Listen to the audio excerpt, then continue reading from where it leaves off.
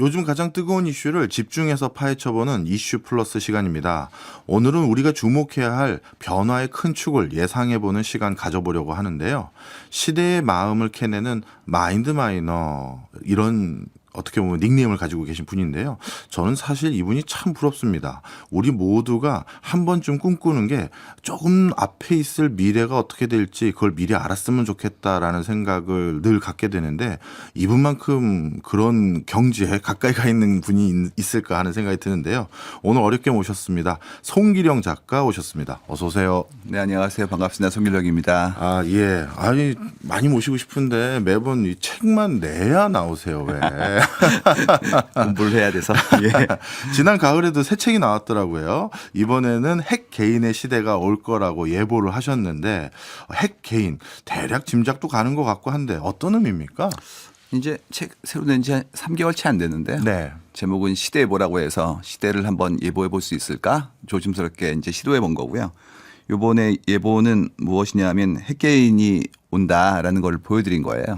핵개인은 자신의 삶의 주체적 의사결정권을 가지고 있는 분들을 의미합니다. 사실 근데 그건 당위인데요.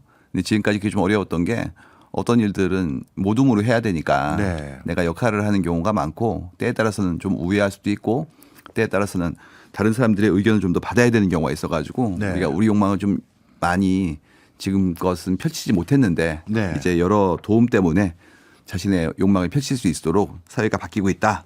이런 분들이 늘고 있다라는 것을 이제 알려드린 거죠. 아, 어찌 보면 자기 스스로 주도적인 의사결정을 할 수 있는 사회 환경이 점점 도래하다 보니까 이런 핵개인의 트렌드가 더 많이 나오는 것 같다, 이런 전망이신 것 같은데, 대표적인 현상이나 사례로 한번 설명해 주시죠. 이번 책에서 좀 여러 층위를 다뤄봤는데요. 네. 예를 들어서 우리가 생각하는 우리의 세계관이 어디에 흐르고 있는가, 또 어디에 한정되고 있는가, 그런 내용들이었어요. 그래서 네.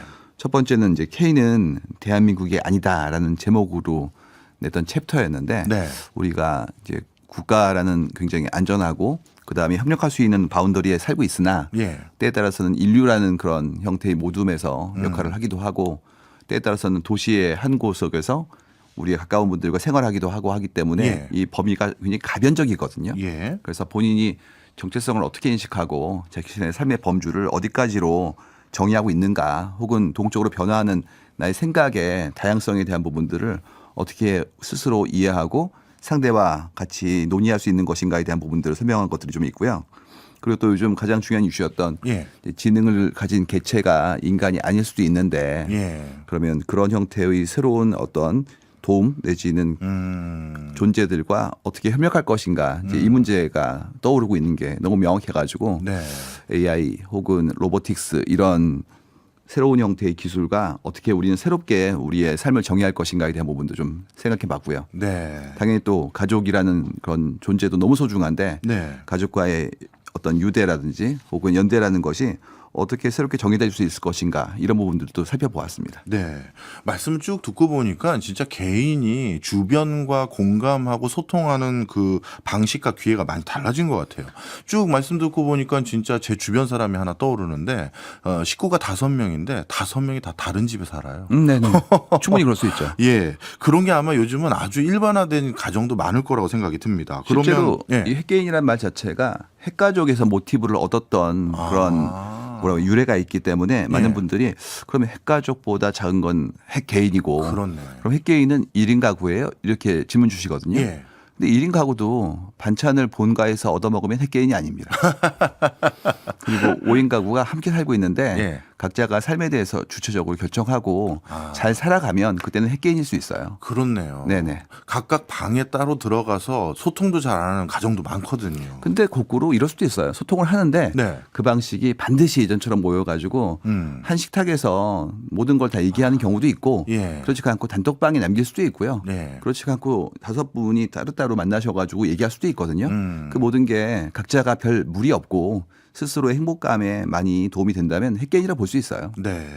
말씀을 쭉 듣고 보니까 뭐 방식은 뭐 다양할 수는 있습니다만 전체적인 트렌드가 가족과의 긴밀한 유대를 할 수 있을 여지가 점점 줄어들고 있고, 그리고 주변의 직장 동료라든가 선후배와 소통하기보다는 이제 AI와 같은 아까 말씀 주셨던 인간이 아닌 무언가와 일을 할 기회가 점점 많아지다 보니까 핵 개인화가 점점 발달할 수밖에 없을 것 같은데, 그럼 이렇게 되면 경제적으로 어떤 변화가 생기는 거예요? 일단 우리가 생각하는 삶에서의 모둠이 이렇게 새롭게 정의되기 시작하면 예. 기존의 관성이 조금씩 좀 이완될 수밖에 없죠. 예를 들어서 그 얘기 있었거든요. 우리가 이제 이렇게 잘 살게 되면서 새롭게 느껴졌던 어떤 여러 가지 풍습이 있는데 네. 뭐 이런 거 있죠. 뭐 신도시에서 중형차를 끌고 마트에 가서 굉장히 쇼핑을 많이 해왔습니다. 네. 이유가 4인 가구, 5인 가구 이상이기 때문에 일주일, 2주일 동안 먹을 것들을 많이 가져왔어요. 이런 내용들이 벌써 90년대, 2000년대 우리 풍습이었단 말이죠. 네. 근데 이제 그렇지가 않고요. 본인이 먹을 거를 더 잘 챙기는 구도가 나오거든요. 그래서 뭐 취향으로 되어 있는 부분들, 예. 그다음에 자신의 입맛이나 조예에 대한 부분들을 기반으로 이렇게 잘 꾸려가지고 놓기도 하고, 네. 또 파티 같은 경우에는 파들럭 그러죠. 예. 각자 조금씩 가져와서 먹는 이런 예. 것도 나오기 때문에 모둠이 좀 줄어들면 오히려 소비자가 늘어날 수가 있어요. 예를 들어서 지금까지 5인 가구에서 한 분이 쇼핑을 대행해 주시고 그다음에 같이 먹을 거니까 덕용 포장 어때? 이랬다면 이제는 소비자의 수가 더 늘어나가지고 각자가 내가 원하는 것을 좀 사고 싶어요. 이럴 수 있기 때문에 그만큼의 소비 주체 자체가 더 늘어날 수 있는 장점을 가지고 있죠. 대신 이제 공급자 입장에서는 좀 어려워지는 게 네. 예전처럼 이거는 뭐 국민이 다 같이 먹는 거예요. 라든지 모두 다 추천하는 거예요. 이런 네. 형태가 아니라 어떤 걸 좋아하세요? 좋아하시면 이거에 대해서 잘 아실 거고 그만큼 더 까다로워지셨으니까 제가 그거를 잘 맞춰볼게요. 이런 식으로 섬세해진다. 이런 부분이 변화라고 볼 수가 있을 것 같아요. 그렇네요. 사실 방송계에서도 방금 말씀 주신 트렌드를 계속 느끼고 있는데요. 이런 말씀을 해주신 PD님도 계셨어요. 국민 MC라는 표현을 가질 그런 표현을 갖게 된 마지막 인물이 유재석이 끝일 것이다. 그 같은 얘기인 거죠. 아무래도 이제 공급 입장에서 제한된 공급이었으면 예. 인지도가 올라가는 것이고 예. 더 많은 분들이 아신 다음에 그분이 펼칠 수 있는 무대가 더 원활하겠죠. 예. 근데 지금은 뭐 논리적으로는 유튜브 상에서 5천만 개 채널이 있는데 예. 많은 분들이 그걸 동시에 보기는 어려워진 것이고 그렇죠. 그러다 보니까 더 깊은 사랑을 세밀하게 나누어서 가는 형태를 가지 않을까 생각하는 것이죠. 그렇군요. 저는 작가님께서 말씀 주신 내용 중에서 특히 저도 이제 중장년을 앞두고 있는 상황에서 이게 참 와닿았는데요. 100세 시대가 이제 디폴트가 돼버린 세상에서 고령화 기준도 달라져야 한다. 이런 내용도 한번 말씀 주시죠. 이 부분은 굉장히 많이 논의가 새롭게 되고 있어요. 예. 예를 들어서 이제 연령대 높으신 분들을 저희가 좀 도와드려야 되는 것도 있고 그다음에 또 사회적으로도 그만큼 돌봄에 대한 부분들이 필요하게 되는데 네. 예전에는 나이가 드셨어요라는 그런 칭호를 들었을 때가 몇 세였는지에 대한 것들이 다 다르더라고요. 그래서 어떤 분은 환갑이면 나이가 들었었어요. 예전에 장수만세 시절이에요. 네, 네. 근데 지금은 환갑 그러면 너무 젊으시잖아요. 그렇죠. 그다음에 또 그 나이가 드신 분들을 지칭하는 말도 뭐 노인, 어르신 여러 가지가 있는데 그 기준에 따라서 조금씩 다르거든요. 근데 65세 우리 보통 생각하고 있는데요. 최근에 스터디는 어떤 게 나오고 있냐면 심지어 돌아가시기 전에 15년 정도부터 아니겠어요? 뭐 이런 게 나오기 시작했어요. 절대적인 것이 아니라 본인의 네. 육체적 그다음에 또 정신적. 적응도 이런 부분들이 다르기 때문에 어떤 분은 더 늦게 오시는 거고 어떤 분은 빨리 오시는 거지 일률적이지 않다라는 얘기들이 나오고 있거든요. 그렇기 때문에 확실한 건 뭐냐면 조금씩 더 뒤로 가고 있는 건 정확해요. 네. 이유가 우리 생애의 기준 자체가 더 기회가 늘고 있기 때문에 고령화는 이제 당연히 되는 것이고 그러면 당연히 노인이라는 기준에 대한 것도 더 완화되는 것이죠.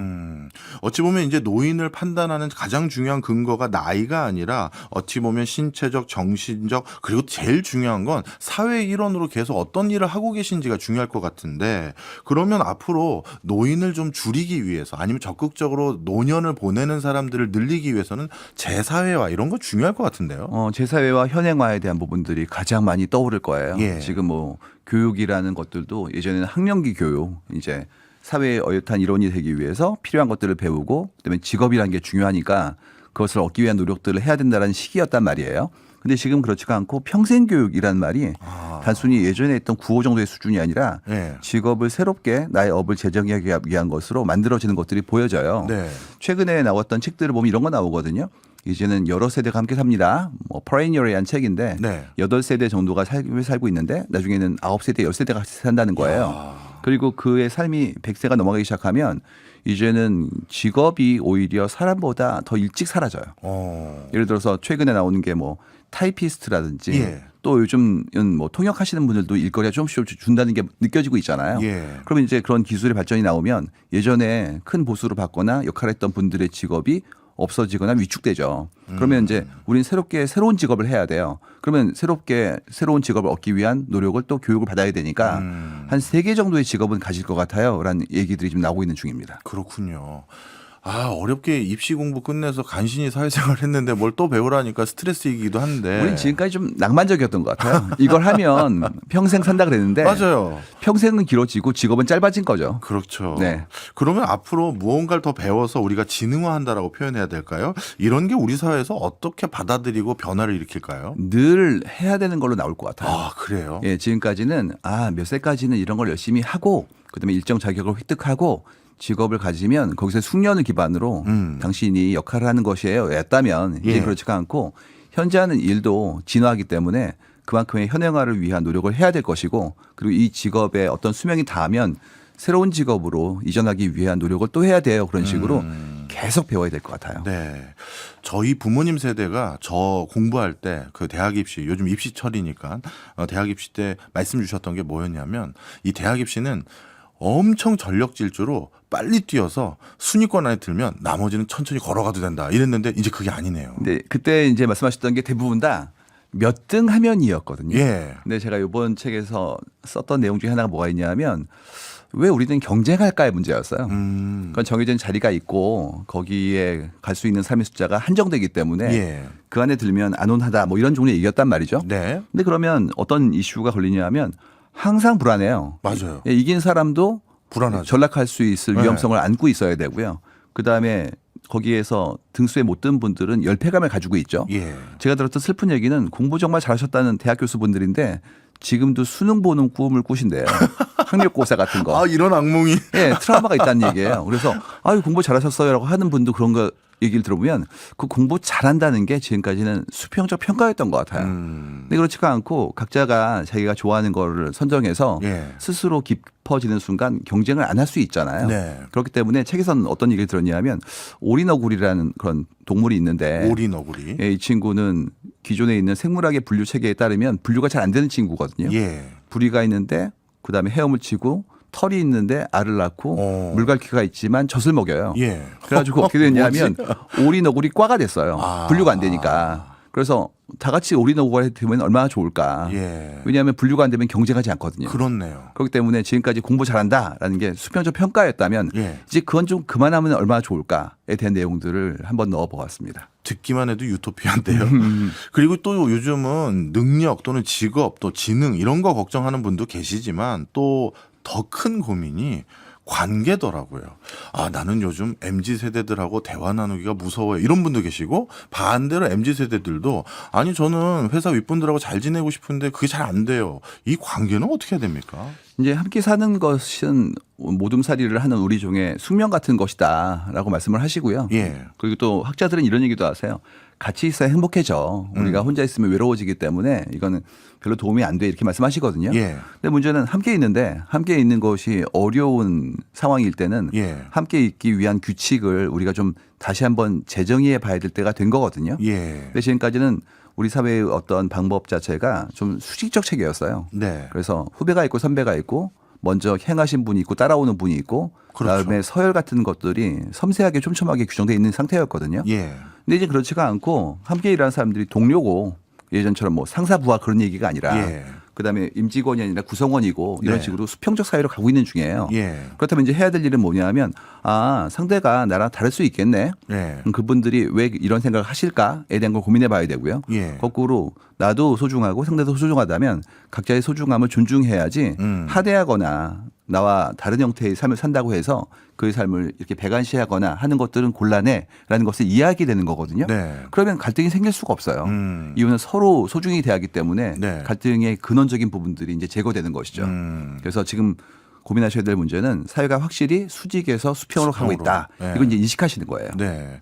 근데 이제 수평으로 바뀌어도 한 가지 고민은 있더라고요. 예전에는 이 직장 동료라는 사람이 적어도 20년, 30년 내 앞자리나 옆자리에 있을 것 같으니까 배려하게 되고 그다음에 그 사람을 위하게 되거든요. 근데 요즘은 어떤 회사는 다 개인 사업자 들고 와서 같이 일하다 보니까 수평적인 관계이긴 한데 단기적인 관계 설정만 이루어질 가능성이 높다 보니까 배려 같은 게 없는 것 같아요. 이 부분이 이제 그야말로 새로운 어떤 세대 분들과 기존에 있던 세대 분들과의 어떤 조직과 개인에 대한 상에 대한 차이가 생기는 부분이거든요. 예. 예전에는 뭐든지 함께 할 수밖에 없었던 게 개인의 역량이 있더라도 시스템이 갖춰지지가 않았어요. 예. 저 어렸을 때 들었던 얘기 중에서 그 얘기가 기억나요. 저 아버님 때인데 예. 이렇게 월급을 노란 봉투에 받아오신다고. 아, 예, 예. 그리고 거기 현찰 들어있었고 동전도 있고 수기로 써 있다는 거예요. 아, 예. 그러다 보니까 급여 한 번 드릴 때에도 막 몇십 명이 밤을 샜대요. 며칠이고. 근데 지금은 그건 기계로 하고 있죠. 그렇죠. 그러다 보니까 이제 시스템 여러 가지의 어떤 지능화된 개체들 때문에 우리 일이 더 쉬워지고 예전보다 혼자 할 수 있을 능력이 더 강해지고 있는 중이에요. 네. 증강된 거죠, 그야말로. 네. 그러면 협업의 방식 자체가 예전보다는 더 이완될 수밖에 없어요. 예. 그렇다면 이제 각자 일하고 나중에 한꺼번에 협업하는구나에 대한 부분들을 이해하고 나는 거죠. 또 한 가지는 어떤 거였냐면 예전에는 들어오셨네요. 그럼 평생 같이 갑시다. 네. 이유는 생애는 짧고 우리의 모둠은 크기 때문에 예. 오래 간 거였죠. 예. 그러다 보니까 이제 평생 직장, 뭐 맞아요. 종신 고용 이런 얘기 있었단 말이에요. 예, 예전에 뭐 현대맨, 뭐 삼성맨 뭐 이랬잖아요. 그렇죠. 근데 이제 그렇지가 않고 나는 오래 살고 기업은 이합집산 그다음에 그 업이 사라지기도 하죠. 예. 그러다 보니까 현재 함께 있는데 여기가 어떤 목적지가 아니라 정류장 같은 거예요. 그럼 잠시 만났잖아요. 예. 그럼 이해를 다 해야 돼요. 영원히 함께 할 게 아니기 때문에 정말 소중한 사람으로 대할 수 있어야 돼요. 그래서 오히려 지금이 더 소중하게 대하는 중이에요. 근데 그거를 예전 방식으로 끈끈함을 얘기하셨던 분들 예를 들어서 이런 거죠. 부장님 취미가 뭐예요? 산에 등산 동호회예요. 이 경우에는 부장님은 즐거우셨을 거예요. 그렇죠. 근데 이제 함께 갔던 분들 중에서 후배분들은 아니었을 거 아니에요. 당연하죠. 그렇기 때문에 이 끈끈함이라는 게 과연 살가움이었냐에 대한 부분들은 아니란 쪽이 사회 변화 방향이에요. 그렇네요. 그렇기 때문에 각자의 의견을 기반으로 자기 삶을 존중하는 형태로 가고 있는 게 네. 명제 같은 것이기 때문에 다 그 방향으로 가십니다라는 걸 알려드린 겁니다. 그렇군요. 직장은 이제 느슨한 연대라는 표현으로 변화상을 아주 한마디로 압축해 주셨는데 그러면 가족은 어떻게 될까요? 이거는 혈연을 끊을 수는 없잖아요. 그렇죠. 당연히 소중한 관계이고 그분들과 관계는 너무너무 소중한데 이 부분에서는 어떤 이슈가 좀 있냐면 사적 부조를 통해서 생존이 가능했던 사회적인 형태의 네트워크가 있었어요. 네. 효도라고 불리우는 게 모셔 생활의 모든 것들을 감당해. 네. 그다음에 당신의 삶에서 정말 소중한 건 가족을 챙기는 것이기 때문에 개인적인 형태의 욕망을 좀 제한해 이런 부분들이 없지 않았었거든요. 예. 한국의 노인을 좀 돌보는 법이 부양 의무자가 없거나 혹은 그분이 경제적인 형태의 여유가 없을 때 국가가 돌보는 구조였어요. 네. 그러다 보니까 각자의 개인의 삶이 소중한데 그걸 돌보는 걸 사적 부조로만 움직인 거예요. 근데 그러면 안전판이 없기 때문이라도 그 자손들은 너무 힘든 상태로 빠지잖아요. 네. 근데 지금은 자손의 숫자가 줄었고 맞아요. 노인은 더 오래 사시기 때문에 예전처럼 이렇게 무슨 두 분을 10년 안쪽에 막 여러 명이 모시는 게 아니라 네. 뭐 두 분 혹은 네 분, 여섯 분을 한 분이 모셔야 되는 거예요. 맞아요. 그것도 4, 50년을. 예. 그렇기 때문에 이제는 그거를 사회적 안전판을 통해서 각자가 생존을 자립을 하실 수 있도록 바꿔야 됩니다. 그거를 많은 분들이 원하고 있어요라는 얘기를 알려드린 거예요. 그렇군요. 어떻게 보면 가족의 구조가 달라지다 보니 가족 문화도 바뀔 수밖에 없는 것이고 그리고 그런 가족의 안정감 있게 유지될 수 있는 사회적 뒷받침도 필요하다. 이런 말씀까지 주셨네요. 쭉 이런저런 얘기를 지금 해주셨는데요. 저는 이런 변화들을 더욱더 가속화시킨 것이 코로나19가 아닌가 저는 그렇게 생각이 들거든요. 그 핵개인으로 갈 때의 전제 혹은 환경의 변화가 두 가지인데 예. 하나가 고령화, 하나가 지능화예요. 예. 우리가 오래 살고 그다음에 도움을 얻는 대상이 우리 주변에 있는 분들이 아니라 전체 지구인 혹은 인공의 개체일 수도 있습니다라는 부분이거든요. 네. 이 부분에서 어떤 부분들이 굉장히 많이 팬데믹과 연결되어 있냐면 예. 지능화 부분이 연결되어 있어요. 우리가 지난 3년간 국밥도 QR코드를 보여드리고 막 주문했잖아요. 맞아요. 그러니까 전 모든 인류가 이번에 디지털 트랜스포메이션을 경험해 본 거예요. 근데 이 부분이 정말 대단한 것이 공급자의 혁신은 이루려고 노력하거든요. 예. 소비자의 혁신은 어려워요. 이번에 할 수 없이라도 3년간 온갖 종류의 디지털을 경험해 보신 거예요. 그렇네요. 억지로 키오스크 눌러봤네. 그렇습니다. 그러다 네. 보니까 지금 가는 곳마다 사람이 없잖아요. 예. 이 부분은 전체 인류가 지능화에 수많은 연습을 한 것이다. 예. 나중에 인류사에 이 3년이 엄청난 어떤 시기로 기술될 것 같아요. 아, 그렇구나. 예. 그리고 또 한 가지 앞서 말씀 주신 내용 중에서 저는 귀에 확 박힌 것 중에 하나가 앞으로는 삶의 단위가 국가가 아니라 도시라는 말씀을 주셨어요. 저는 굉장히 공감이 큽니다. 국가는 내가 선택할 수 없는데 도시는 선택할 수 있죠. 그렇죠. 주체적으로. 그다음에 삶의 범주에서 예전에는 일하는 게 중요해. 혹은 아이들의 교육을 위해서 어떤 거는 포기해야 되였다면 예. 이젠 그렇지 않고 각자의 삶이 소중하기 때문에 나의 취향 조회, 문화적인 형태의 나의 어떤 수용, 여기 따르는 삶의 질에 대한 부분들을 주관적으로 계속 판단하고 싶어 하거든요. 예. 그러다 보니까 어디 살고 있어요라는 얘기 하실 때도 그 환경, 그다음에 그만큼의 자원에 대한 것들을 내가 탐하고 그만큼 노력하는 것들이 보여지는 거예요. 네. 그러다 보니까 이제 많은 분들이 도시 혹은 삶의 범주에 대한 부분들을 어떤 라이프의 스케일에 맞춰가지고 정의하다 보니 이런 도시에 대한 우리의 희망이 좀 더 커지고 있는 거죠. 그런데 이제 도시 안에서도 삶의 모습이 너무 극단적으로 바뀌어가는 것 같아요. 그게 이제 쪼개지는 부분인데요. 예. 이 많은 그런 게시판이라든지 많은 분들이 회자되는 것 중에 그런 얘기가 있어요. 예. 분당 사람들은 성남이란 말 안 한다고. 그리고 판교 사람들은 분당이란 말 하지 않고. 그렇죠. 심지어 서판교는 판교란 말도 안 한다는 얘기예요. 근데 이걸 행정구로 본다면 경기도 성남시 분당구 판교동이거든요. 예. 그래서 이게 저 작은 게 커지는 것처럼 구분짓기에 대한 부분들이 보인다는 건데 이 부분은 우리가 생각하는 어떤 삶에 대한 어떤 표상 내지는 그만큼의 구별을 어떤 차이로 보려는 그런 생각도 있는데 네. 그런 거 이상에도 얼마만큼의 삶에 대한 어떤 표상을 만들고 싶어 하는 것이냐. 그리고 불비한 부분들에 대해서 우리가 더 원하는 무엇인가의 개선의 노력 같은 것들이 있죠. 네. 이런 것들을 요구하는 것들이 만들어지는 거거든요. 예. 그래서 사람들이란 게 참 계속 합쳐지고 싶고 쪼개지고 싶고 다르고 싶고 갖고 싶고 이런 것들 반복하는 것 같다라는 걸 관찰할 수 있을 것 같아요. 이율배반적인 모습이 같이 있는 거군요. 끝도 없이 만들어집니다. 예. 그러면 이렇게 도시 단위로 우리가 어떻게 보면 삶을 생각하게 된다면 국가 입장에서는 결국 그 국민들이 삶의 어떤 본인이 원하는 삶을 누릴 수 있는 공간적인 그 어떻게 보면 지원을 하기 위해서도 도시 관점에서 생각을 해야 되고 또 국가가 또 경쟁력을 갖추려면 도시 관점에서 생각을 해야 된다면 우리가 뉴욕, 런던, 상하이 같은 도시들과 결국 경쟁하거나 거기에 부합할 수준의 높은 정주 여건 제공해 주려면 이게 국가 경쟁력을 높여야 됩니까? 도시 경쟁력을 높여야 됩니까? 이 부분은 도시공학자들은 도시가 경쟁하기 때문에 그만큼의 노력을 모두 경주해야 됩니다라는 식으로 말씀을 하세요. 예. 근데 우리 욕망을 다 투영해가지고 모든 것을 전부 다 계산할 수는 없거든요. 예. 그러니 선택적으로 움직이게 될 거예요. 예. 어떤 분들은 풍광이 좋고 자연이 아름다운 곳으로 가겠다 하실 수도 있고요. 어떤 분께서는 나는 나흘은 여기에 있고 사흘은 여기에 있고 싶어 이러실 수도 있고요. 어떤 분은 나의 삶의 범주를 전 세계를 놓고 3개월씩 바꿔가겠어요. 이런 분도 계시거든요. 네. 그렇기 때문에 각자의 특성, 고유성에 대한 부분으로 진화하게 될 거예요. 이유는 어떤 도시도 똑같아질 수는 없고요. 똑같다는 건 거꾸로 매력이 없다는 것이기 때문에 각자의 장점을 개발하는 방식으로 흘러가게 될 것 같습니다. 네. 뭐 마지막으로 짧게 지금 굉장히 큰 변화를 앞두고 있는 것 같아요. 우리가 살아왔던 것과 달리 앞으로 우리는 어떤 노력을 기울여야 잘 먹고 잘 살고 행복하게 살까요? 저희가 데이터를 보면서 느끼게 되는 게 뭐냐면 과거의 나의 행동이 현재의 나를 만들고요. 예. 지금의 나의 행동이 미래를 만든다는 걸 알게 됐어요. 예. 그렇기 때문에 지금 잘 사는 거예요. 근데 이제 지금 잘 살 때 제일 잘해야 되는 것이 그냥 마구 사는 것이 아니라 예. 내 꿈을 먼저 세워보고 그 꿈에 맞추어 가지고 내 삶을 이렇게 정렬시키는 겁니다. 그러면 지금이 내 서사의 한 페이지이기 때문에 내 책은 잘 채워질 것이다라는 걸 알게 되었습니다. 네. 오늘 덕분에 다가올 미래 제대로 엿봤습니다. 고맙습니다. 감사합니다.